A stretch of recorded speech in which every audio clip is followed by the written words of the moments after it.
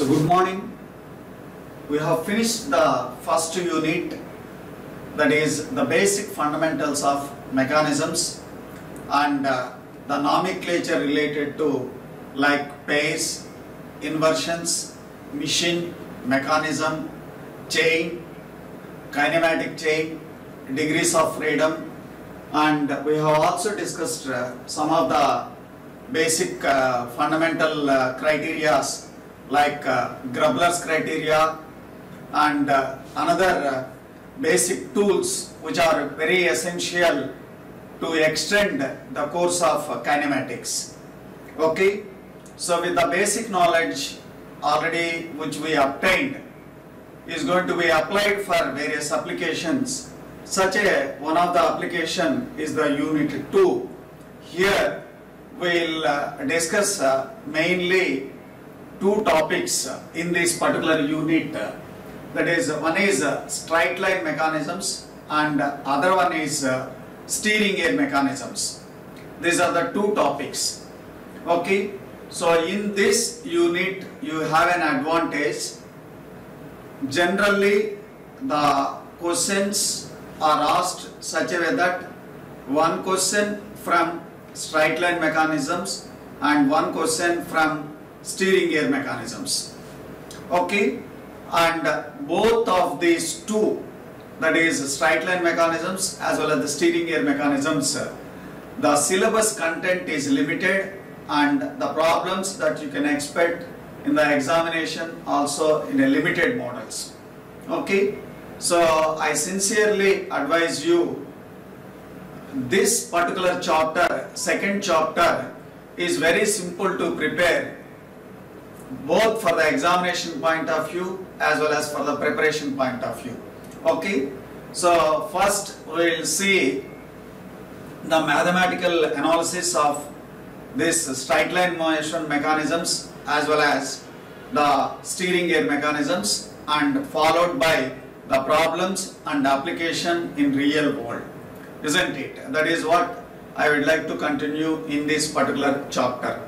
Okay, so you can see here the first animation which I have shown, which deals with a steering gear mechanism.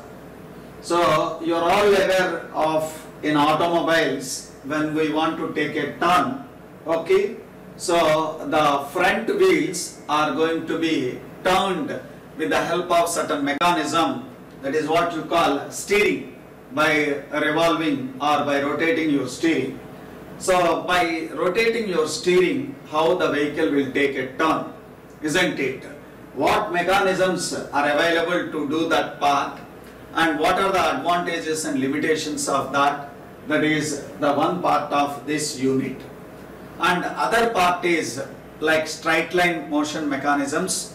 Okay, so that straight line motion mechanisms, once again we have exact straight line motion mechanism and approximate straight line motion mechanisms. Under that we have various topics are available, that is various mechanisms are available, we will see those. And finally hook joint or universal coupling, that is the last part of our second unit. So these are the three important contents of this unit. The first one is lower pair mechanisms, that is, as I have stated, exact as well as the approximate straight line motion mechanisms. So this is one part. The second one is a steering gear mechanisms, and of course hook joint is a part of under steering gear mechanism. So we can see in the examination pattern, this is one category and this is the second category. So in general the examination pattern goes like this. Part 1, that is for straight line mechanisms, one question, and part 2, that is steering gear mechanisms and hook joint, one question will appear in general. But there is no hard and fast rule. There may be a combination of this part A and this part can be combined. Okay, So even if it is combined, it's not a big issue because the total topics are length point of view as well as the varieties point of view are also limited. We can do it in a beautiful manner without any problem. So in lower pair mechanisms, there are two categories. One is exact straight line mechanism and another one is approximate straight line mechanism. So in an exact straight line mechanism, that is the output is 100% as like a straight line. Whereas in the approximate straight line mechanism, so the name itself it is saying approximate. There is some approximation. That means you are not going to get 100% straight line, but it is neither to a straight line which can be treated as a straight line mechanism. That is approximate. So both exact and approximate straight line mechanisms, we can have two varieties. One is using all turning pairs and another one is turning pairs along with the sliding pairs, isn't it? Recall our first unit which we had discussed about sliding pair and turning pair, isn't it? Of course, even turning pair and sliding pair both will come under lower pairs. That is why we have said lower pair mechanisms. It is lower pair mechanisms, whether it is a turning or sliding. So in case of turning pairs, all are in turning pairs. In case of sliding pair, there is a combination of sliding and turning. So there is no complete sliding pair mechanisms, but there are complete turning pair mechanisms are there. One is complete turning pair mechanisms and another one is a turning and sliding pairs combination mechanisms. That is what we will see in the lower pair mechanisms, that is a straight line mechanisms. Then coming to the steering gear mechanisms, so as I have shown in the previous first slide, that is in the title slide, I have shown one animation which shows the front wheels are taking a turn. There are two types of mechanisms are there, named as Davis steering gear and Ackermann steering gear. So first we will discuss in that what is the principle or what is the governing equation or what is the necessity condition that it has to be fulfilled to give a correct steering. So Davis and Ackermann steering gear. So we will discuss separately Davis steering gear and Ackermann steering gear, and we will see the advantages and limitations of both Davis and Ackermann steering gear. And the last one is hook joint. This is also called universal coupling. Universal coupling.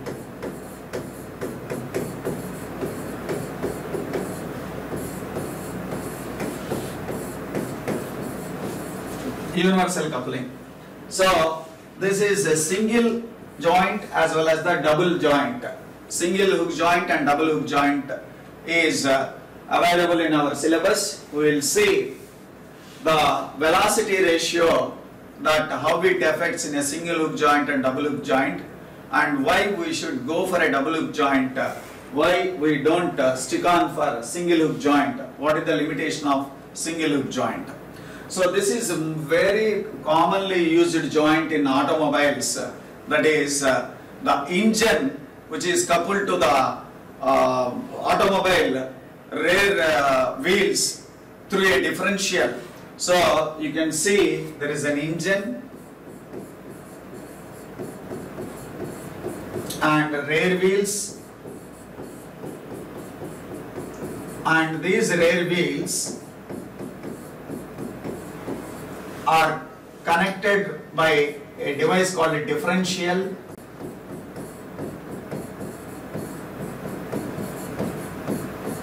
So the power is transmitted from engine to this differential through a shaft called propeller shaft.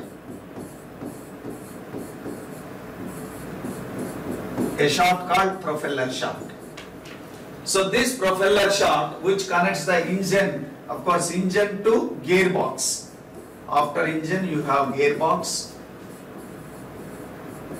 Then there is one hook joint. There is one hook joint. And here before your differential there is one more hook joint. So there are two hook joints like engine, hook joint, then propeller, then one more hook joint, then differential.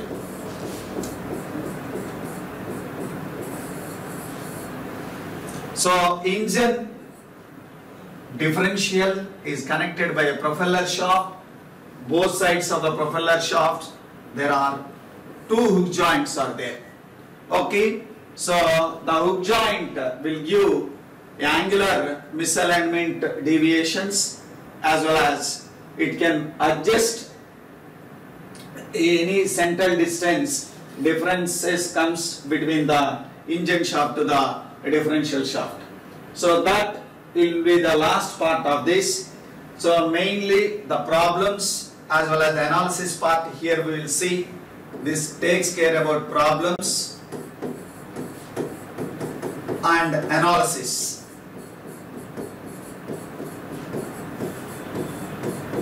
And steering gear mechanisms mainly analysis.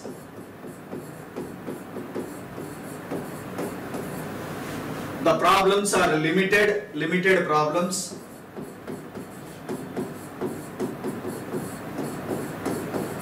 Then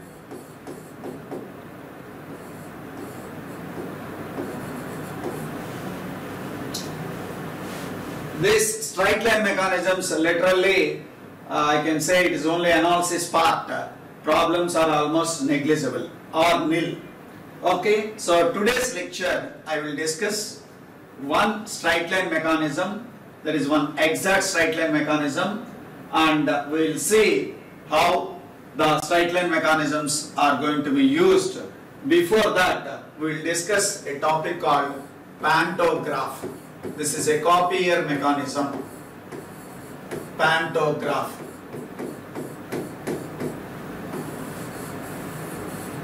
Pantograph. Okay, first we will see a pantograph, then we will see the exact straight line mechanism necessary equation, then we will see one application of exact straight line mechanism. So let us see what is this pantograph. So this a simple copying mechanism. Pantograph is a simple copying mechanism, and how it can be used and how it works, let us see. Pantograph is a copying mechanism. So before I go for this mechanism, let me tell you what is the application of this pantograph, where we can use, and what various applications that can be used by this pantograph. So take a small example. You have a small picture with you and you want to enlarge that, or you have a large picture and you want to reduce its size. Of course, now the technology is available in beautiful manner. You can go for a Xerox, you can increase your size or you can reduce your size, or even your mobile phones you can operate all these things. Now you will not surprise anything with this mechanism, because the existing things are very beautiful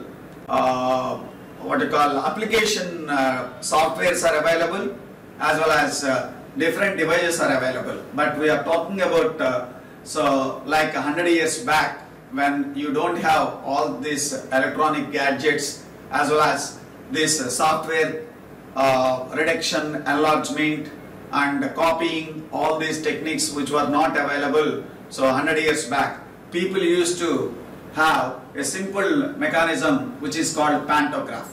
As I said, like I want to enlarge my small sketch into bigger one, or a bigger sketch is to be reduced to smaller one. Okay, so this is something like tracing. So in your first aid drawing, when somebody has drawn the drawing sheet, you took his drawing sheet and you copied it. One thing is just looking it and physically transferring, but some clever people will put it, the drawing sheet, bottom of it, they can put a bulb, and the top of it, they put another drawing sheet, and they trace it, like a tracing mechanism. So, here, this is a copying mechanism or a tracer mechanism.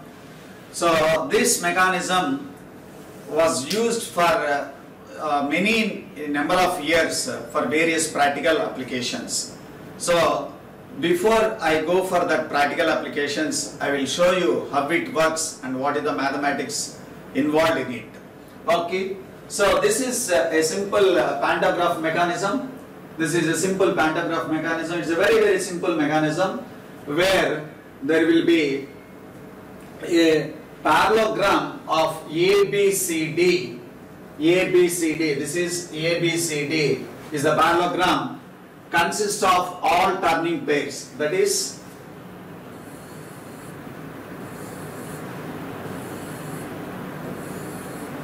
so all these are turning pairs. These are the turning pairs.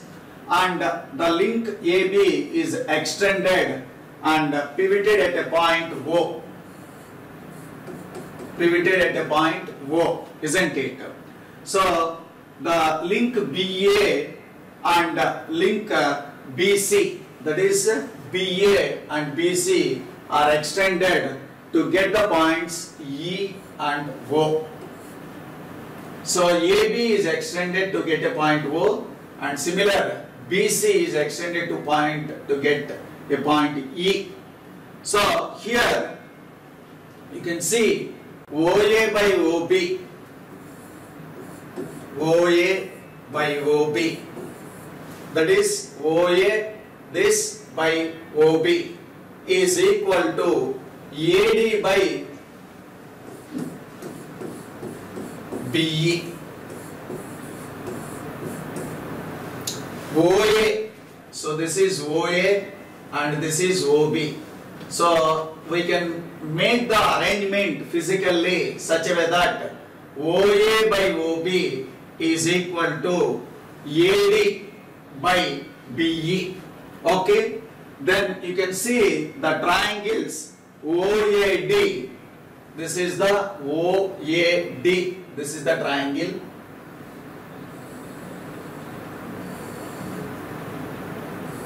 OAD and OBE. OBE.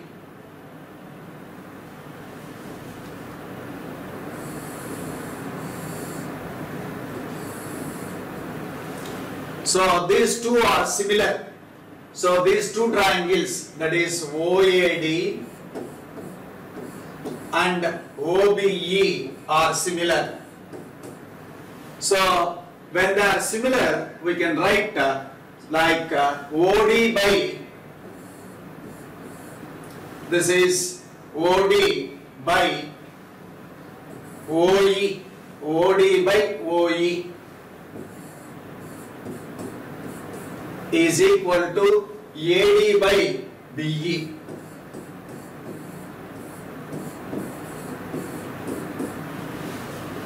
Suppose if I move the mechanism from the original position to a new position, like D is shifted to D dash and E is shifted to E dash. So the entire mechanism is transferred. So let us assume you have rotated this mechanism. Then the point D is shifted to D dash and the point E is shifted to E dash. Then automatically, then OD by OE becomes OD dash by OE dash. So when I move this, the path D shifted to D dash, E is shifted to E dash, then OD by OE is equal to OD dash by OE dash. That means how this can be used, let us see for the practical purpose is concerned.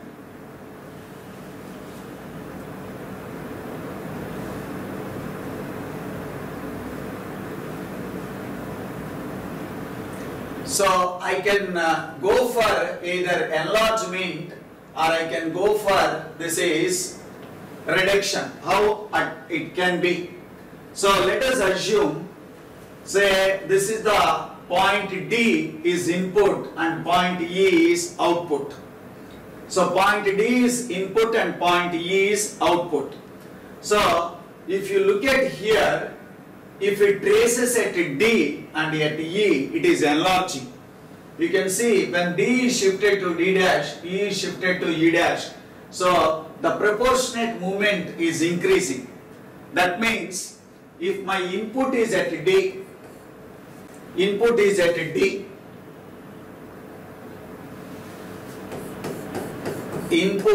tracer is at D, and output is at E. So let us take a simple example. I would like to draw a simple a sketch like this. So this is existing and I want to draw this in a bigger size. I am talking about when these electronic Xerox machines or your copying mechanisms which were not available that period, how people used to do it. This can be enlarged a bigger size like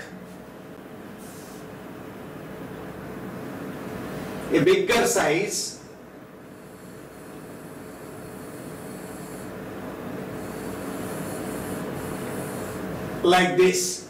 So this is the input and this is the output.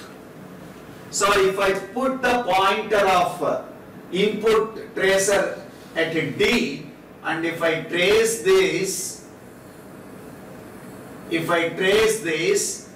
then automatically at output at E will be traced by this bigger one. So the vice versa also true. If I have a bigger figure, I have to reduce this into a smaller size. In that case, my input will be given here and the output can be obtained here. Isn't it? That means you will trace the point at E and you will copy that output at D. So by means of either enlargement or reduction, we can do this mechanism by taking the links such a way that make ABCD is a parallelogram and extend the link AB as well as BC to get a points O and E. Then OA by OB is equal to AD by BE, and finally we can show OD by OE is equal to OD dash by OE dash. So this is a mechanism named as a pantograph. That means if you move the point at D, automatically that another point E also moves in a similar path by either increasing or reducing. That takes care about input and output, which I have shown. Say this is input and this output, or reverse can be done. This is input and this can be made as an output. So this is one of the mechanism called pantograph. Then, okay, where the pantograph can be practically used in industry. Of course, now the CNC are available. CNC machines are available. Then automatically you are copying n number of parts or whatever, we can do it very easily. But in olden days, when all these CNC technologies were not there, so in a machine tools, they would like to copy the path of the actual requirement by providing one of the template at one location, and they can be use the pantograph to trace the point so that the machine tool will provide the corresponding motion for whatever cutting or shaping or planing. So that was the old fashion. Of course, now with the advanced technology, people are not using such a mechanisms, but you can learn the basic fundamental tool of copying mechanisms. Now, straight line mechanisms, as I have already stated, the straight line mechanisms, there are two categories we can make it. One is only turning pace, and other one is turning with a sliding pace. So only turning pace and turning and sliding pace. And we can have exact straight line motion mechanisms as well as approximate straight line motion mechanisms. This part already I have discussed. So here my objective is to trace the straight line motion, and that straight line motion can be obtained by taking all turning pace or combination of turning and sliding pace. And we can get either exact straight line mechanism or approximate straight line mechanism. So to get exact straight line mechanism, so what is the necessary condition that we require? Let us see. This is the condition for exact straight line motion mechanisms with all turning pace. With all turning pace. Okay. Here you can see that there is a mechanism shown, that is OA. Here OA is taken, which is an input, okay, and I would like to here to prove that the straight line motion is available, or the product of OA and OB is a constant. OA and OB is a constant. Here the product of OA and OB, if we make it constant, then we can prove that it can give an exact straight line mechanism. So let us see how we can prove this. So here, that is OA is a chord of a circle with a diameter of OP. So OP is a circle, okay, with a diameter OP, and OA is a chord. So if you extend this chord such a way that like A is extended to B, okay, then you can see that this chord, when you connect it to your P, that is the end of the diameter, it forms a triangle, right angle triangle OAP. And similar, when I extend my A to a point B, and if I extend P at Q, then this OBQ will also use a right angle triangle.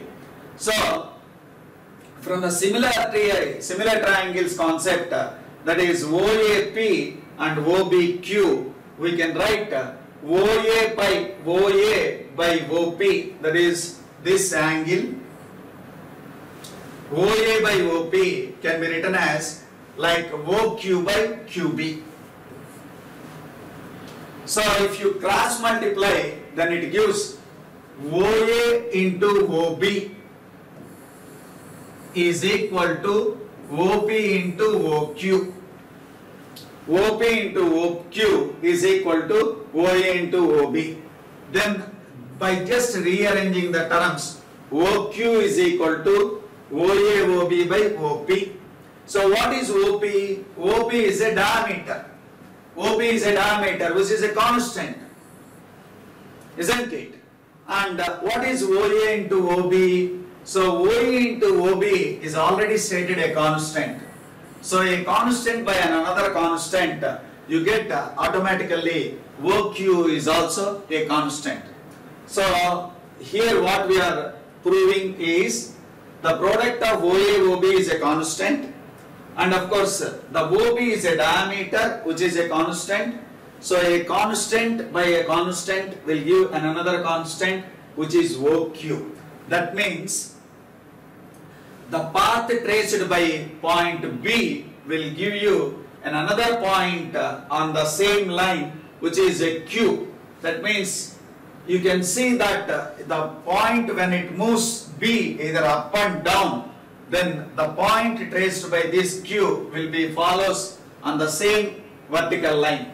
So this is what an exact straight line mechanism. Here all are turning pairs. That means whatever we take, all are will have turning pairs. Okay. So one of such application we'll see, the mechanism is called Pasular mechanism. Passeler mechanism. The application of this exact straight line mechanism which we have shown is applied here, named as a Passeler mechanism. You can observe the diagram here in this Passeler mechanism. All are turning pairs.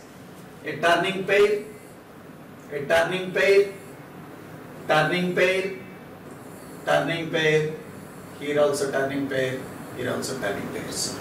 All are turning pairs, isn't it? So out of this, O1 is taken as a fixed link, O1 is taken as a fixed link, and the other links are like your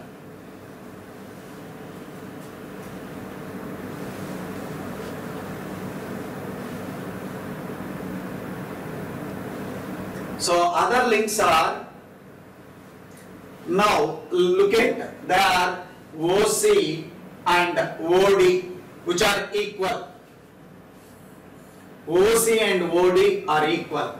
Then remaining four links like AC, DB, AD and CB, they are all equal. So we will take the physical geometry such a way that like AC is equal to CB is equal to BD is equal to DA, and we will take OC is equal to OD. And there are two more points are here, the two more links, that is O1 fixed link and O1A. So we take these two are also equal.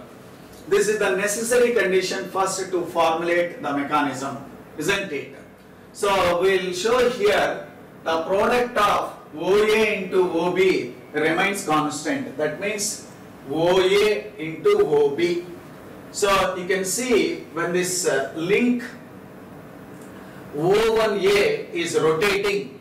So when this link O1A is rotating, then we can show that path B is which is moving along a straight line, and the B is transforming at Q. Okay, so you can make this when O1A is rotating. So this CD is joined to bisect AB at R. Simply CD is joined and AB is bisected here, and which gives R. So here also from the right similar triangles, okay, or from the right angle triangles like ORC, okay, and BRC. This is ORC and this is BRC. So from these triangles, right angle triangles, we can write OC square is equal to OR square plus RC square. Then from this right angle triangle, BC square can be written as RB square plus RC square. Then just subtract the equation 1 from equation 1 and 2. We can subtract it, OC square minus BC square, which gives OR square minus RB square, because RC square minus RC square get cancelled. Then we can write OR square minus RB square is A plus B into A minus B, that is OR plus RB into OR minus RB. So what is OR plus RB? Let us see. OR plus RB is nothing but OB, and OR minus RB is equal to OA. So this is OB into OA, okay? On the left hand side, what is it? OC square minus BC square. What is OC square and BC square? OC square is a link, is fixed. Link OC and link BC are the lengths. Links OC and BC are the links. First, whatever the length of the link we select, whatever the position it changes, the link length will not change.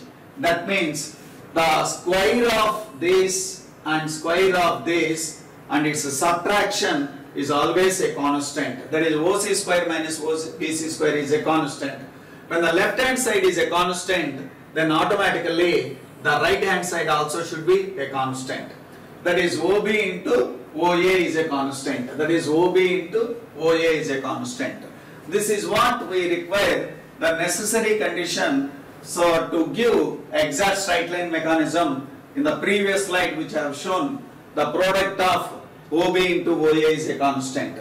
So since OC and BC are the constant length, which I have said, the lengths will not change, then the product of OB and OA also remains constant. Hence the point B,